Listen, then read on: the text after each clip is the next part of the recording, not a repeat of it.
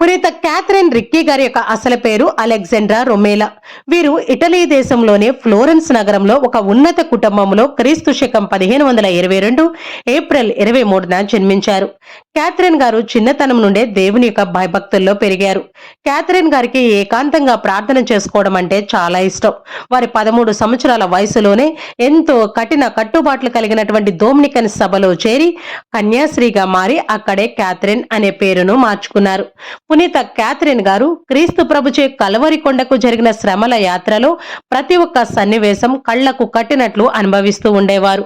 కొరడాలచే కొట్టబడినప్పుడు ప్రభు సున్నితమైన అందమైన శరీరంపై పడిన బలమైన వాతలు బొబ్బలు క్యాథరిన్ గారి శరీరం పైన కనిపిస్తూ ఉండేవి. ముళ్ళ కిరీటం ధరింపచేసినప్పుడు, శిలువ మోసినప్పుడు, శిలువపై మేకులతో కొట్టబడినప్పుడు ఆ గాయాలన్నీ కూడా క్యాథరిన్ గారి శరీరంపై అచ్చు గుద్దినట్లు కనిపిస్తూ ఉండేవి. క్రీస్తు ప్రభు అనుభవించిన ప్రతి ఒక్క బాధను గాయాన్ని కూడా క్యాథరిన్ గారు భరిస్తూ ఉండేవారు.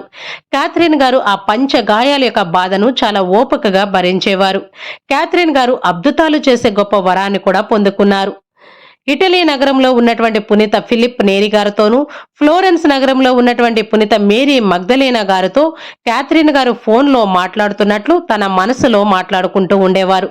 క్యాథరిన్ అనగా నిర్మల, పవిత్ర అని అర్థము.